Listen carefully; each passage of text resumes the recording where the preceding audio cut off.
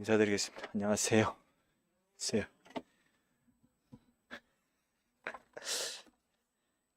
어, 고린도전서 2장 8절 보겠습니다.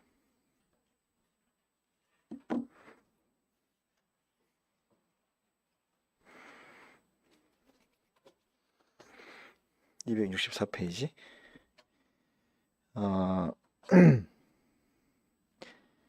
이 지혜는 이 세대의 통치자들이 한 사람도 알지 못하였나니 만일 알았더라면 영광의 주로 십자가에 못 박지 아니하였으리라 라고 되어 있습니다. 이 말씀이 제 기억에 남았고 먼저 소개를 해드리고 싶었어요. 원래 성격으로는 그냥 소리 한번 확 질러주고 시작하고 싶은데 이게 꽉 막혀가지고 안 내려가네. 그 예수님 당시에요. 예수님이 제가 이제 본문 말씀하고 이제 이런저런 말씀 살펴보니까 느낌이 어땠냐면 예수님이 욕을 이렇게 먹어요. 욕을 먹는데 보통 우리가 욕을 많이 얻어 먹으면 좀 이렇게 자중하고 그죠? 좀 이렇게 이미지 세신도 좀 해야 되고 여튼 간에 좀 이렇게 분위기를 잔잔하게 한 다음에 뭐 다시 갈 수는 있습니다. 근데 예수님 하시는 행동이 바짝 이렇게 사람 이렇게 긁어요. 그래가지고 그 바리새인들이나 뭐 대제사장들 뭐 이렇게 서기관들이 보고 이렇게 못 잡아먹어서 안달이 나게 돼요. 바득바득. 그러니까 그 앞에서 이렇게 먹잇감이 왔다 갔다 하는 것처럼 아예 사라지지도 않고요. 앞에 나타났다가 잠깐 빠졌다가 들어와가지고 이게 바짝바짝 약을 올려가면서 이게 먹이를 이렇게 콕 이렇게 나를 잡아먹어라라고 하는 것처럼 보여요. 결국은 예수님 붙잡으셨죠. 붙잡으셨는데 이제 그에 관련한 말씀을 보면 찾지는 않겠습니다. 마태복음 23장에 바리새인들에게 7번이나 화 있을진저라고 막 해요. 막 아시죠? 막 독사 자식들아, 막 뭐라 그래요. 막 뱀들아, 막 저주하죠. 막 눈먼 인도자라고 하고 막 이렇게 얘기를 합니다. 그리고 누가복음 11장 53절 4절 보면 그때는 서기관과 바리새인들이 거세게 달려들었다 그랬거든요. 그래서 막 따져 물어요. 예수님을 향해서. 이게 어떤 정도냐면 그 사방에서 막 그 잡아먹으려고 막 소리 지르고 막 그런 형태거든요. 원어적인 의미를 찾아보자면 그게 보통이 아니에요. 그냥 지금 우리는 그 기록상에서 그렇다라고 하고 있지만 당시 분위기는 장난 아니었던 것 같아요. 근데 마태복음 23장에서 7번이나 이렇게 화 있을진지라고 하던 그 당시를 보면 그 전에 이렇게 하던 행동을 보게 되면요, 바리새인들 이해가 돼요. 화가 난 이유가. 물론 그게 뭐 없던 얘기를 한 건 아니었으니까. 그 이제 안식일 규정에 대해서 그 목숨같이 여기잖아요. 그 사람들이. 근데 보란 듯이 병자를 고치고 또 제자들이 밀 이삭을 또 먹어요. 그리고 인자는 안식일의 주인이다라고 얘기까지 하세요. 종교적 권위가 박탈되잖아요. 이 사람들이 그렇게 해도 막 안식일을 지켜라. 자기들 어쨌든 자기들 권위를 예수님 권위를 빙자해서 자기의 권위를 내세우면서 이제 그런 것들을 얘기를 하는 거죠. 올가매잖아요. 그리고 예수님이 그 내 죄 사함을 받았느니라 병자를 고치면서 그렇게 얘기하죠. 그러니까 뭐 이렇게 찾아보면 이 전부 신성모독이라 그래요. 신성모독이라고. 그러니까 뭐 예수님이 막 하고 다니는데 바리새인들 서기관들이 볼 때는 이 사람이 하는 것 자체가 신성모독이에요. 이게 얼마나 심하냐면 그거 아시잖아요. 이슬람 그쪽 사람들이 성전이라 해가지고 자기 목숨을 내놓잖아요. 신성모독이라고 하면 이 사람들한테 그냥 우리가 생각하는 그런 개념이 아닌 거죠. 그리고 그 마태복음 21장에서 포도 농부의 비유를 하면서 악한 농부라고 이 사람들이 대놓고 바보를 만들어요. 이 사람들 많은 사람들 앞에서. 그래서 최종적으로 23장 가가지고 막 독설을 하시죠. 예수님이 뭐 화했을죠. 막 독사 자식들을 그러죠. 그리고 아까 말씀드린 누가복음 11장 53절 4절 보면 그 아까 거세게 따져 부른다 그랬잖아요. 그 장면이 처음에는 바리새인이 이제 밥 먹자고 초대하는 자리였죠. 그랬는데 거기서 이제 예수님 손을 안 씻고 먹으니까 그 사람들이 이제 그 사람이 무시를 하는 거죠. 그래서 이제 무시를 하니까 예수님이 아시고 또 독설을 막 퍼부으세요. 식사 자리에서 이게 이제 난리가 난 거예요. 근데 그 옆에 있던 서기관이 그렇게 하면 우리를 모독하는 겁니다. 라고 하니까 또 막 욕해요. 또 그 사람을. 완전히 이제 초토화가 된 거예요. 식사 자리가. 그래서 이제 난리가 난 거죠. 그리고 나서 이제 쫓아와가지고 나가니까 예수님 나가시니까 막 쫓아가지고 막 득달같이 막 따져 물으려고 했던 상황이었던 것 같아요. 그래서 이제 그 또 예수님 또 행동을 보면 그 이제 그렇게 하시고 나서 또 그 예루살렘 그 성전 광장에 가가지고 또 말씀을 막 전하세요. 그래서 그때 당시 사람들이 뭐라 그랬냐면 어 예루살렘 사람 중에서 어떤 사람이 말하되 이는 그들이 죽이고자 하는 그 사람이 아니냐 보라 드러나게 말하되 그들이 아무 말도 아니하는도다. 바꿔 말하면 그가 드러내놓고 말하는데도 사람들이 아무하게도 말 못하네 이런 느낌이에요. 그리고 이 사람을 그 사람이 그들이 죽이려고 하는 이가 바로 그 사람 아닌가라고 막 헷갈려 할 정도로 그러니까 막 바짝바짝 걸리고 와가지고 이렇게 막 하다가 또 사라지세요. 그리고 나중에는 이제 죽은 나사로를 살리고 난 다음에 그때는 사람을 살려버리니까 자기 기득권이 완전히 바닥에 떨어질 것 같잖아요. 본인들은 입으로 막 이렇게 했는데 앞에서 예수님이 실제적으로 사람을 살려버리니까 이제 그때 살리니까 이 사람들이 예수님을 죽이고자 마음먹었다고 말이 나오거든요. 그러니까 완전히 이렇게 바짝바짝 약이 올라가지고 예수님을 잡아 죽이려고 했던 상황인 거죠. 그 결국은 이제 앞에서 아짱아짱 거리니까 이제 잡아 물었잖아요. 물어가 십자가에 매달아 돌아가시게 하셨죠. 결국에는. 어, 제가 생각할 때 사단편의 생각을 하게 되면요. 그런 것 같아요. 내가 사단이라고 하면 하나님이라는 이렇게 하나님이 신이 계신데 감히 자기를 창조하셨으니까 피조물 입장에서는 알 거 아니에요. 내가 하나님을 대적해서 이길 수 없다는 걸 본인이 너무 잘 알 거예요. 근데 어, 하나님도 좌절하게 만들고 사람도 좌절하게 만들고 이렇게 하게 될 것 같으면 먼저 건드려야 될 거는 사람일 거라 생각이 들어요. 왜냐하면 하나님이 사랑하시는 게 사람이니까 그게 아킬레스 건 것 같아서 하나님 뭘 건드리겠고 사람을 건드리는 편이 제일 좋고 합리적이고 제일 좋은 방법일 거예요. 근데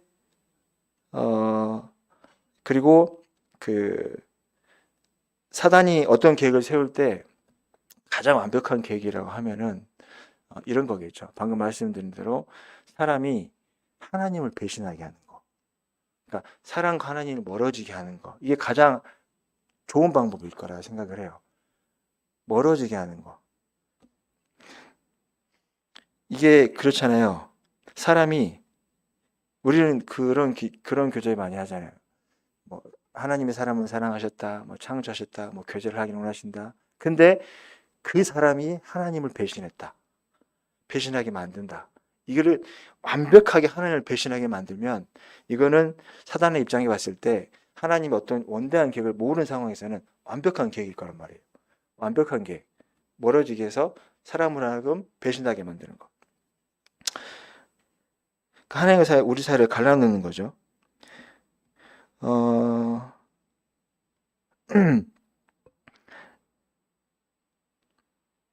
그리고 그 멀어지게 한다는 그런 개념에서 우리가 잘나서 무슨 일을 하든 뭐 교만하게 해서 어떤 일을 하든 그 사람을 완전히 잡아뜨려 가지고 절망하고 낙심하게 하면 어쨌든 거기서 끝나는 게 아니고 아까 말씀드린 대로 그렇게 해가지고 결국은 하나님과의 관계를 단절하는 거.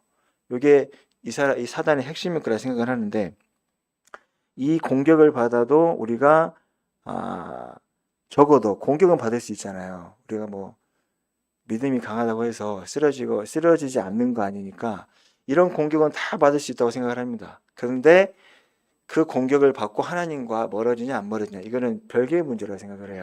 그래서 멀어지지 않기 위해서 공격은 받되 내가 무능력하고 혹은 내가 연약하고 내가 뭐 쓰러지고 공격받고 하는 거는 다 그럴 수 있다고 봅니다. 그러나 이제 거기서 멀어지냐 안 멀어지냐, 저 이게 굉장히 중요하다고 생각을 하는데, 보통 그렇게 얘기하죠. 시간이 지나면 하나님의 사랑이 느껴지지 않는다 그렇게 얘기하고, 하나님 나 사랑하는지 모르겠다고 얘기도 하기도 하고, 이게 멀어지는 어떤 그런 약간의 모습이라고 생각을 하는데, 그렇게 하는 게 하나님 사단의 전략이자 핵심인 것 같다는 생각이 들었어요.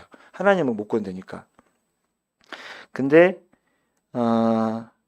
저희가 그렇잖아요. 우리가 연약하고 넘어지고 깰 수 있다는 걸 아는데, 마치 그렇게 되면 무슨 꼭 낙오자처럼 생각할 수가 있잖아요. 근데 우리는 연약하고 넘어지고 깨질 수 있다는 걸 확인할 필요는 있을 것 같아요. 확실하게. 오늘 제가 그런 교제할 부분이 그 부분인데, 근데 하나님이 저희를 선택하셨을 때, 저희가 어쨌든 하나님의 자녀가 되었을 때, 아, 우리가 넘어지지 않고 연약하지 않고 깨지지 않고 그런 걸 예상하고 저희를 자녀 삼았을까요? 아니잖아요. 그렇잖아요. 근데 다 알고 계신단 말이에요. 우리가 넘어질 거 알고 연약할 줄 알고 무능력할 것까지 아는데 하나님이 저희를 선택을 하셨단 말이에요. 근데 저희는 이렇게 생각한단 말이에요. 우리가 탁 자빠지면 하나님 우리 실망하지 않으실까? 아, 하나님이 나를 그러니까 내가 하나님을 향해서 모르겠지만 멀어지는 것 같다. 이런 기분 아닌 기분을 갖고 사는 거예요. 근데 적어도 하나님은 저희의 무능력함과 연약함과 어떤 넘어짐에 대해서 실망하지 않을 거라고 봐요. 절대로. 정말 절대로. 왜 그러냐면 결론을 말씀드리면 하나님이 보실 때 우리가 안 넘어지고 잘 갈 거라 생각 안 하실 거죠. 그리고 막 혼자서 잘 버틸 거라 생각 안 하실 거란 말이에요. 막 잘 해낼 거라 생각 안 하실 거란 말이죠. 왜 그러냐면 창세전에 우리 선택했다고 그랬거든요. 그러면 결과적으로 저희가 지금 현재가 창세전에 우리가 선택을 했는데 우리가 사는 모습이 연약하고 넘어지고 쓰러지는 모습이 비일비재하단 말이에요. 그러면 그런 모습을 알고 우리를 자녀 삼아 주셨을 건데, 예를 들면 극단적으로 말하면 우리한테 그런 기대를 안 하셨을 건데 우리는 어떤 하나님한테 기대를 갖고 나한테 기대하셨을 거라 어떤 내심의 기대를 갖고 하나님 나 실망하실 거야. 혹은 하나님 나에 어떻게 나에 대해 어떻게 생각하시지? 그런 자조 섞인 얘기를 한단 말이죠. 그런 교제도 하고 말을 안 하지만 오며 가며 형제님들 자매님들 지나가면서 얘기해 보면 요즘 상태가 안 좋구나 뭐 이런 느낌 받기도 하잖아요. 교제를 하지 않지라도. 그래서 근데 로마서 11장 29절 이런 말씀이 있어요. 하나님의 은사와 부르시면 후회하심이 없다. 아니 다 알고 계시는데, 연약한 거 알고 계시고 넘어질 거 알고 계시는데 후회하심이 없대요. 아까 제가 말씀을 드렸잖아요. 하나님 실망 안 하실 거라고. 근데 그 포커스는요, 초점은요, 내가 연약하고 넘어지고 쓰러진다고 해서 하나님이 우리를 선택하는 것에 대해서 후회하심이 없다라는 게 일단은 결론적인 거고요. 근데 나를 보면요, 처음에는 그 욥을 보면 하나님 욥에 대해서 자랑스러워 하셨잖아요. 그렇죠? 근데 또 나를 보면 처음에 구원받고 나서 10년 지나고 20년 지나고 30년 지나면 처음에는 뭐가 이제 배우려고 하는 단계다 보니까 뭐랄까요? 이제 뭔가 좀 기대하는 것도 있고 1년 뒤에 혹은 10년 뒤에 어떤 모습이 될까? 뭐 앞에서 하시는 분들을 보면 적어도 저 정도는 되겠지라는 약간 기대심도 있을 수는 있어요. 근데 30년, 40년 지나고 보니까 이제 결론이 뭐냐면 뭐 이런 나를 왜 이런 나를 자녀를 삼았을까라는 생각이 들기까지 드는 거죠. 선택 잘못했네. 뭐라 그런 거 있지 않습니까? 이거 보잘것없네. 하나님 선택 이거 하나님인데 선택 잘못하신 거 아닌가 할 정도로 이게 삶이 그렇게 드라마틱하게 나아지지가 않으니까 그런 생각을 할 수밖에 없는 거죠. 근데 하나님 말씀에는 은사 부르시면 결코 후회하심이 없대요. 아니 왜 후회하심이 없냐고요. 왜 후회하심이 없는 거지? 사람이라면 내 기준으로 생각하면 당연히 후회하심이 있어야죠. 기껏 선택했는데 하는 일은 드라마틱하지가 않아. 아니 한 명도 아니에요. 이스라엘 전민족을 선택했어요. 그 중에 개개인을 봐도 별거 없어요. 별거 없어요. 그리고 지금 그 뒤에 수천 년이 지났지만 아 이거 뭐 그렇잖아요. 이렇게 많은데 하나님 보실 때는 어쩔지 모르겠는데 인간적인 기준으로 볼 때는 그렇게 드라마틱하지가 않아요. 그래서 이제 뭐 이제 막 구원받은 친구들한테는 이제 이렇게까지 얘기하죠. 얼마 안 되면 너 복음 믿는 거 맞아?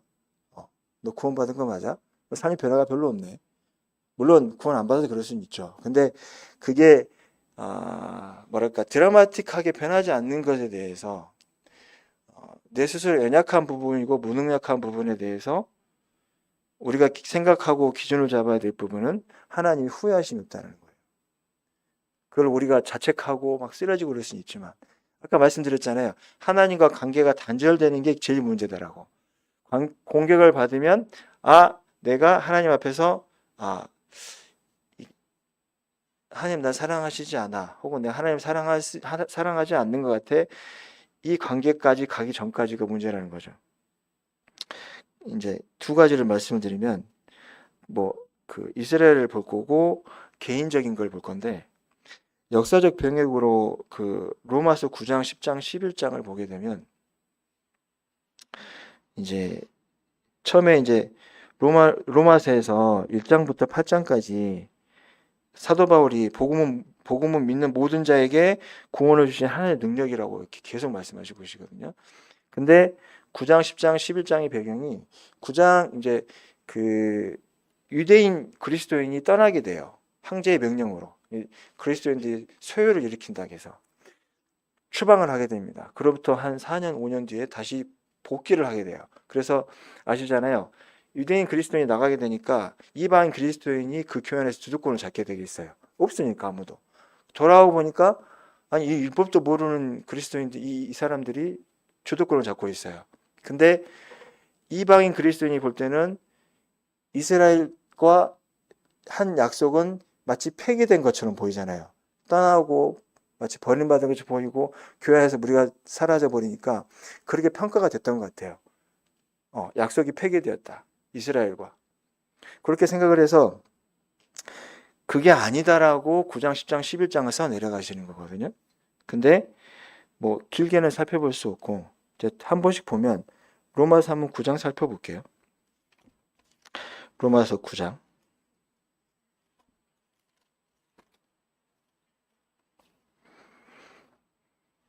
음, 9장 7절에 보면 아브라함의 씨가 다 그의 자녀가 아니라 오직 이삭으로부터 난 자라야 내 씨라 불리를 하였으니 곧 육신의 자녀가 하나님의 자녀가 아니요 오직 약속의 자녀가 씨로 여기심을 받느니라. 그러니까 구원은 어쨌든 인간의 조건이 아니라 뭐 혈통, 능력, 자격, 이 행위가 아니라는 거죠. 그 이삭, 아브라함의 씨가 이삭이 있었는데 이삭과 원래는 장자권으로부터 승계가 되는데 이삭은 장자가 아니잖아요. 이스마엘이 장자가 있었고 이삭으로 가서 나오진 않았지만 이어지는 말씀이 그대로 야곱과에서 에서가 장자인데 야곱으로부터 가잖아요. 야곱 뒤에는 또 유다거든요. 유다는 넷째입니다. 장자로 가지 않아요. 혈통으로 가지 않는다고요. 그 자격과 능력으로 하나님의 구원이 이루어지지 않는다는 거거든요. 그래서 이 말씀을 하시고 이제 19절 가시면 이제 토기장의 비유 나오시고요.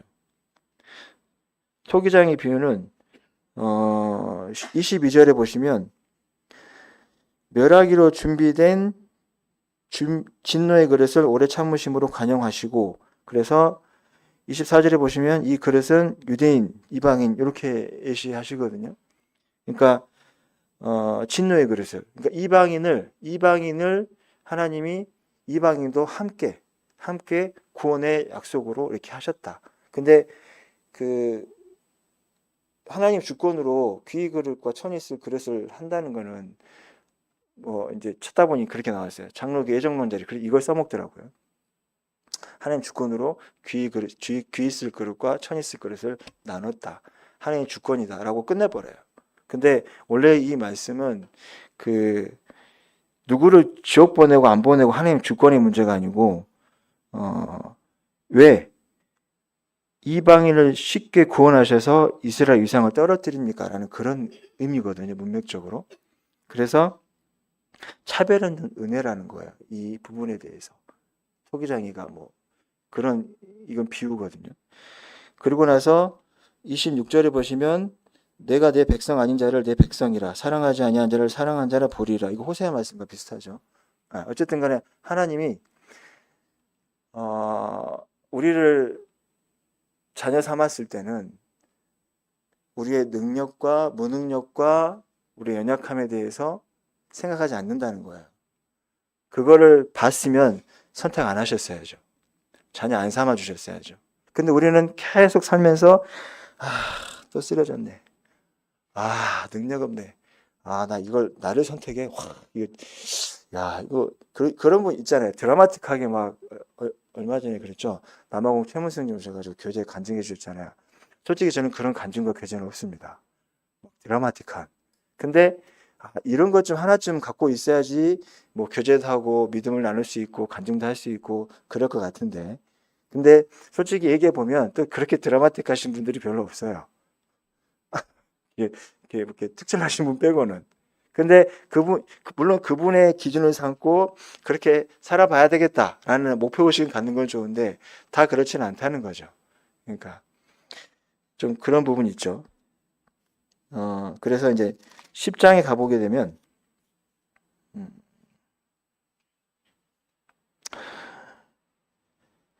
3절 하나님의 의를 모르고 자기 의를 세우려고 힘써 하나님의 의에 복종하지 아니했다. 하나님의 의에 복종하지 않았다. 이게 이스라엘 백성들이 그랬다는 얘기거든요. 그리스도는 모든 믿는 자에게 의를 이루기 위하여 율법의 마침이 되었다. 율법의 마침이 되었는데 계속 율법을 따라가잖아요. 그리고 13절 누구든지 주의 이름을 부르는 자는 구원을 받으리라. 우리를 계속 얘기하지만 저희를 자녀 삼은 것에 대해서 후회함이 없다는 겁니다. 이걸 알고 이렇게 하셨으니까. 뭐 뒤에는 좀 기니까 하진 않겠고요.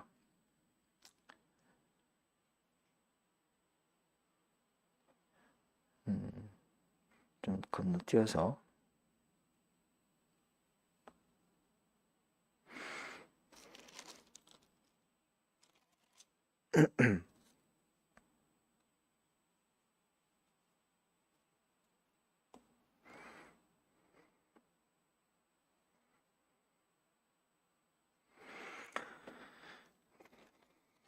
그리고 11장 여기만 볼게요. 11장 17절 보면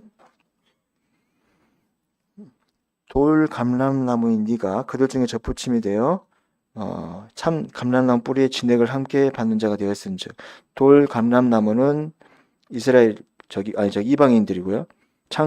이방인 그리스도인들, 참 감람나무는 유대인 그리스도인들. 그렇게 해서 너희가 거기에 젖붙임이 되어서 너희가 이렇게 살게 되었다라고 얘기하는 거고, 거기 밑에 보게 되면 네가 뿌리를 보존하는 것이 아니요 뿌리가 너를 보존하는 것이니라라고 뿌리를 아브라함과 맺은 언약이라고 얘기를 합니다. 그러니까 다 똑같아요. 똑같은 말을 드리는 건데 하나님이 우리를 향해 맺은 언약 때문에 저희가 사는 거고, 저희가 무능력하고 저희가 연약함을 보고 저희를 버리시지 아니하시고 저희를 그 상태를 보시고 하나님이 후회함이 없이 하나님이 우리와 언약을 맺으셨다. 뭐 이제 다른 아브라함과 맺은 언약 거기까지 설명은 안 드릴게요.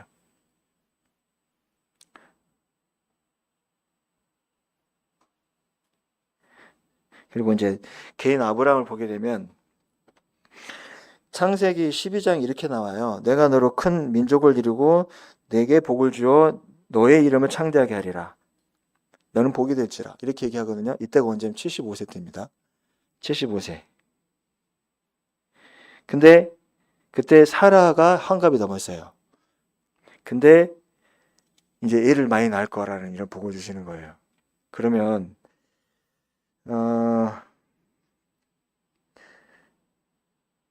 75세 부르면 어쩌자는 거예요, 이게. 그렇잖아요. 75세 부르면 어쩌자는 거예요.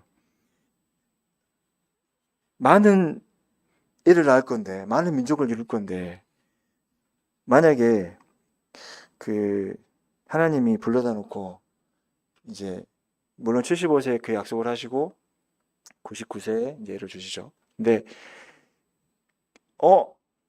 몇 살이야라고 물어보게 되면 알고 하셨을 건데 모른다는 가정하에 너 몇 살이냐고 물어볼 거 아니에요. 얘를 못 낳게 되면 그러면 75세라고 하면 하나님이 과연 너가 75세니까 내가 너희를 잘못 선택했다고 하셨을까요? 아니잖아요. 그건 절대 아닐 거란 말이에요. 알고 75세에 하나님이 약속을 주셨거든요. 그리고 99세에 어쨌든 기다리고 24년 뒤에 예를 주셨어요.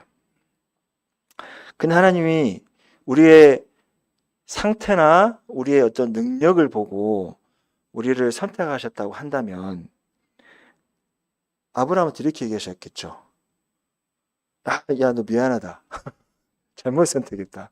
네가 75세인지 몰랐다. 라고 하셨겠죠. 우리 상태나 능력을 보고 선택했다고 하면 마찬가지로 지금 저희가 무능력하고 하지 못하는 것에 대해서 저희가 기운이 빠져 있다고 한다면 그것에 대해서 하나님이 보실 때 내가 다 알고 있다라고 그럼에도 너를 선택한 것에 대해서 후회함이 없다라고 하시는 거죠. 후회함이 없다. 그래서 99세에 애를 주고 100세에 애를 낳는데 적어도 우리의 판단과 우리의 지성으로는 그걸 처리해야 되잖아요. 75세에 큰 민족을 이루게 할 거면 제가 잘못 선택한 거예요. 처리해야죠. 근데 처리하지 않으시고 결국은 네, 됐죠. 그래서 저희의 부르심에 후회하심이 없다라는 말은 이런 말인 것 같아요. 내가 좋은 선택을 하는 것이 아니다. 너가 무능력하고 연약하고 쓰러지는 거 알지만 내가 그걸 바꿀 수 있기 때문에 너를 선택한다. 분명히 제일 좋은 선택으로는 저희를 선택하는 건 아니죠. 더 능력 있고 더 믿음이 좋고 할 만한 그런 사람들을 선택을 했겠죠.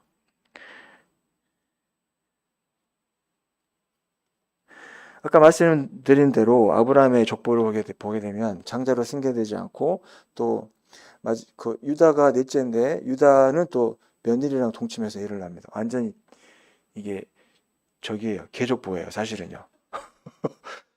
족보가 그래요. 우리가 뭐 다윗의 혈통이니 뭐니 해도 족보 따라 올라가면 개판이에요. 근데 하나님이 그렇게 하셨다는 거예요. 그러니까 선택을 하시고 하나님이 자녀 삼으실 때 그것도 다 쓰신다는 거예요. 아시고 저희가 그 편에 속했지만 좋은 편에 속한 건 아니지만 그 편에 속한 쪽이 그 안 좋은 쪽에 안 좋은 계통 쪽에 속한 건 맞는데 하나님이 다 아시고 선택을 해주셨다는 거예요. 그거 아시고 자녀 삼아주셨다는 거예요. 예. 그래서 솔직히 민망합니다. 제가 하나님 자녀다. 혹은 뭐 그리스도인이다. 뭐 하나님의 사랑을 경험했다. 이런 말 하게 되면 좀 민망해요. 왜냐하면 저를 보면 정말 최악체거든요. 최악이고. 뭐 유명하신 분들을 대놓고 보면 정말 극과 극이에요. 교제할 게 없어요. 믿음을 내놓고 드러낼 만한 게 별로 없어요. 솔직히 영웅담이 없어요. 민망하죠. 그래서 여기 올라와서도 솔직히 이제 이런 말 하고 싶죠. 믿음으로 살아야 돼라고 하고 싶은데 못해요. 어? 하나님과 가까이 사셔야 됩니다라고 말 못합니다. 왜? 잘 안 되고 힘드니까, 잘 어려우니까. 더 잘할 분이 계시고 더 잘한 분이 또 계시니까.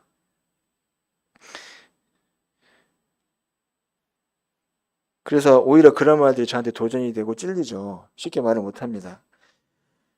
어,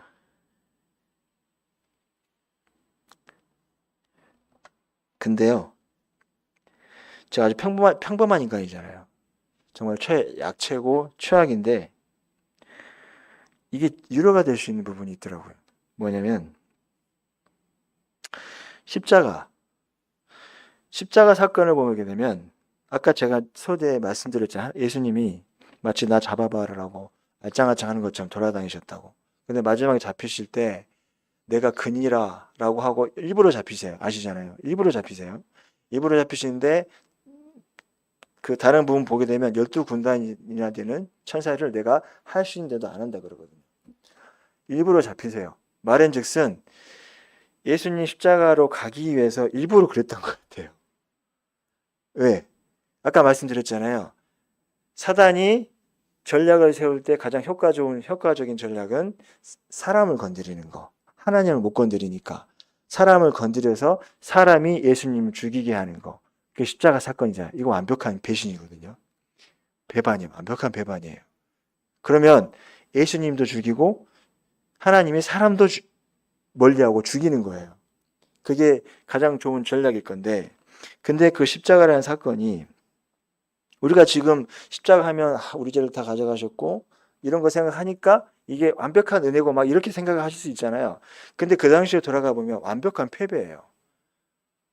치욕스러운 거잖아요. 제자들 다 도망갔잖아요. 그 사람들을 앞에 이 펼쳐진 광경은 정말 지구문에 숨고 싶은 그런 상황인 거잖아요. 완벽한 패배예요. 처음엔 예수님이 막 기적 부리고 막 하고 사람이 막 수천 명 막 말이 수천 명이잖아요. 더 되는 사람들이 막 우르르 가고 하니까 막 대단한 것처럼 보였잖아요.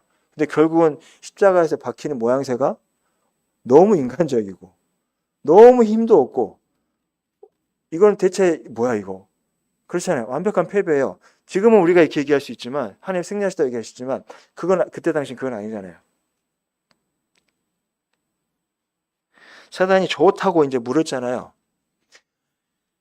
사단이 먹이가 왔다 갔다 하니까 자기는 예수님을 십자가를 사람을 통해서 십자가에 받게 하면 이거 굉장한 승리의 조건인데 예수님 십자가에 받고 나서 보니까 사람을 통해서 분위기가 쎄한 거잖아요. 그렇잖아요. 이게 끝나지가 않아. 그렇죠? 예수님이 다 이뤘다고 해보니까 그걸 보면 사단이 어떻게 생각했겠어요? 사람을 시켜서 반역을 해서 배신을 하겠는데 이게 끝나지 않는 전쟁이 되는 거예요. 그리고 나서 부활하시잖아요. 죽으셨기 때문에 부활하셨잖아요. 그러니까 마치 이게 하나님 앞에서 짜놓은 각본 같은 거라는 거죠.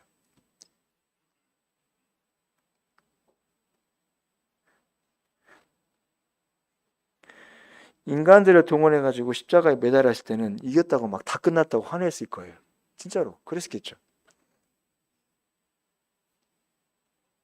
근데 지금이 시간이 지나서 제가 이제 평가합니다. 어떻게 평가해요?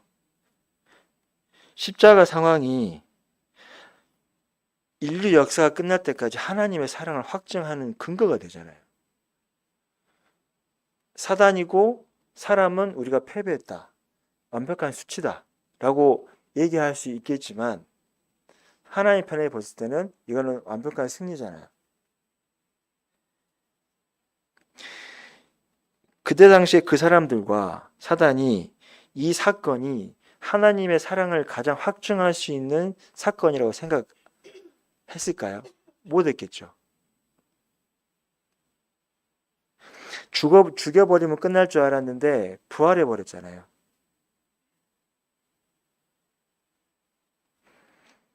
아까 말씀을 드렸죠. 사람은 연약하고 쓰러지고 무능력하고 하시지만 그런 우리를 자녀 삼았다는 이유는 후회하심 없다는 이유는 하나님의 능력으로 그거를 해결할 수 있다는 부분.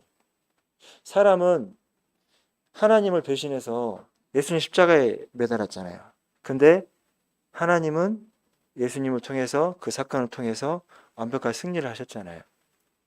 능력이 있으시잖아요. 살면서 그런 것 같아요. 내가 무능력하고 아싸리 내가 막 잘할 때는 별로 안 건들 수도 있어요. 그 확률적으로 오히려 막 잘하다가 조금 이제 내가 제풀에 쓰러질 때, 나는 희망이 없다라고 생각할 때, 이게 한참 하다가 이거 이렇게 하는 게 맞아라고 스스로 반문할 때, 그럴 때 탁 물 거란 말이죠. 사단이 물어가지고 계속 너는 무능력해, 너는 계속 연약해, 너는 계속 쓰러질 만한 인간이야. 근데 아까 말씀드렸다시피 후회하심이 없다 그랬잖아요. 후회하심이 없다 그랬고 하나님은 능력으로 그걸 해결하실 수 있기 때문에 후회하심이 없다라고 저는 이게 결론이 들었어요. 우리가 좋은 조건의 사람이 아니라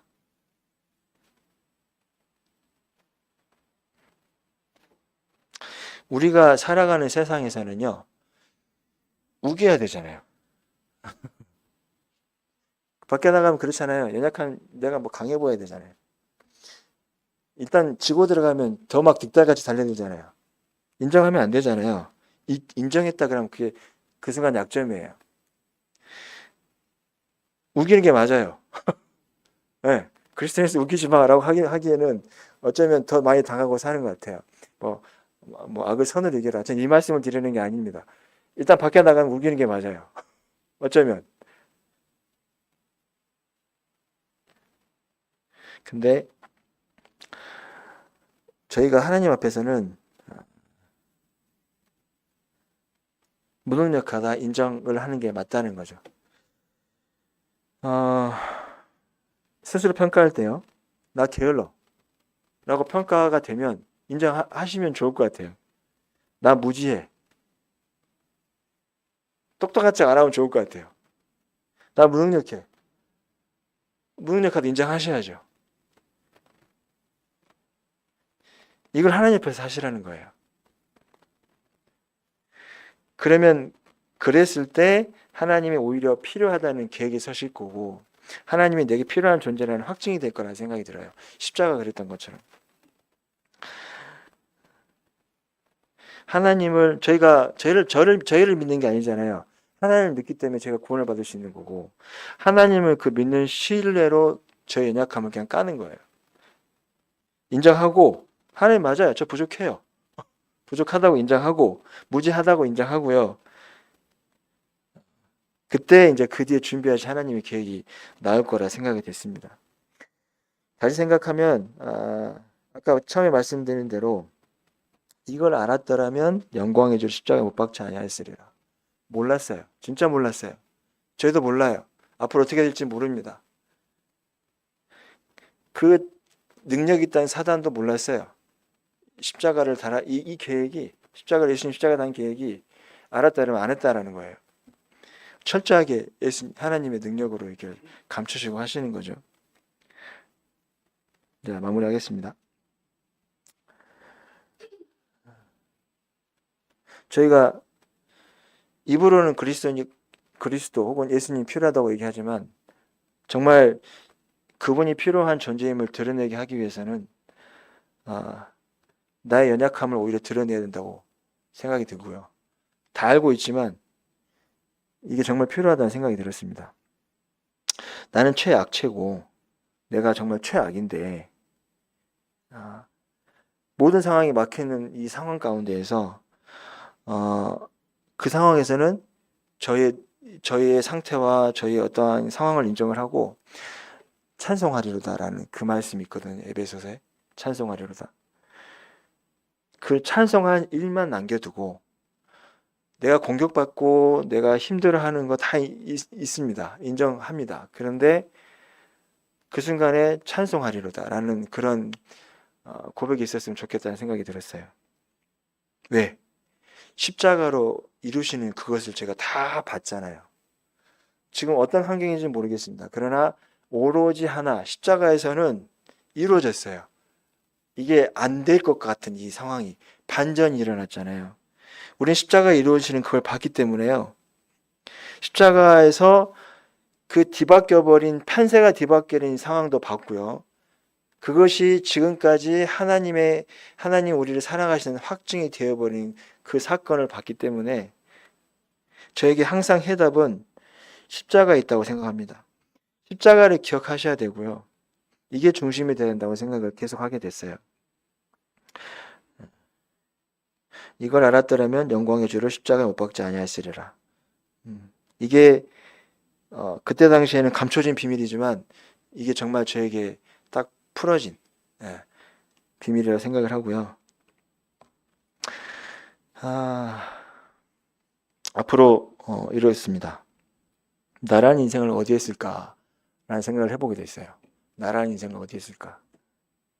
물론 어떤 분처럼 말씀을 전하고 복음을 잘 전하고 전도를 열심히 하고, 물론 그게 기본 수양일 수도 있고 해야 될 목표일 수도 있어요. 근데 오히려 그걸 하다 보면 이렇게 절망을 잘 마주하는 것 같은데, 매번 성도님들이나 하는 교제가 그런 것 같아요. 절망을 통해서 은혜를 경험하는. 이게 이런 얘기가 너무 많이 해서 저도 식상할 줄 알고 이 얘기를 안 하려고 그랬거든요. 근데 십자가라는 사건을 계속 생각을 하게 되면, 나는 지금 편하게 그 얘기를 하고 있지만 그 당시엔 역사적으로, 민족적으로 아무도 몰랐던 비밀이에요. 우린 그걸 편하게 얘기하고 있지만. 그래서 그 반전, 하나님의 그 놀라운 그 계획, 이게 저희 가운데에도 있다고 믿습니다. 현재는 불확실하고, 현재는 내가 뭐 연약하고 뭐 그럴 수는 있죠. 근데 분명한 것은 그걸 생각하면 좋을 것 같아요. 하나님의 부르심에는 후회하심이 없다. 그거 생각하면 정말 좋을 것 같습니다. 뭐 사실은 뭐 제가 교재를 준비하다가 뭐랄까 이거 그러니까 그런 것 같아요. 저도 뭔가 그런 기분이 있어요. 뭐 새로운 걸 얘기하면 기분이 좋습니다. 그런데 그 했던 교재, 했던 내용 하면 그 왠지 더 뭐랄까요, 그 더 잡고 싶고, 더 이것에 대해서 오랫동안 교제해야 될 것 같고, 이걸 놓치고 있는 것 같고, 알고 있는 것들을 얘기하다 보면 그런 기분이 들거든요. 그래서 아주 그냥 편하게 얘기하고 싶었고, 막 새로운 걸 막 찾고 막 그런 노력을 하진 않았어요. 그리고 이제 그런 게 있더라고요. 마지막으로 시간 30분 됐는데 짧게 말씀드리면, 그 일본의 그 공예 중에, 도예 기술 중에 그 도자기를 깨가지고 깬 것을 오칠로 붙이거든요. 오칠로 붙여가지고 그 옷에다가 금박이나 은박을 입힙니다. 그러면 깨진 그릇이 겁나 화려해져요. 진짜. 이거는 선으로 그린다 해서 그려지는 게 아니고요. 깨진 자세한 그대로 아주 그냥 자연스럽게 거기다가 금을 입히는 거거든요. 그래서 이게 더 가치가 있어. 이게 우리가 하면 그 가치가 없고요. 이 장인들이 하면 가치가 엄청나게 뛰어요. 그런 이 깨진 그 조각조각 난 그 흔적들을 저희가 그걸 바로 인정을 하고 하나님 앞에서 정말 무서워요.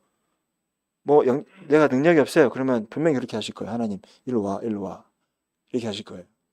분명히 지금 그럴 거라 믿어요. 나 능력이 없어요. 나 믿음이 부족해요. 라고 하면 그러면 생각하고 다시 와. 면목 수련하고 다시 와. 이렇게 하지 않을 거야. 무서워요. 무서워? 이리 와. 다 알고 있어. 연약해? 이리 와.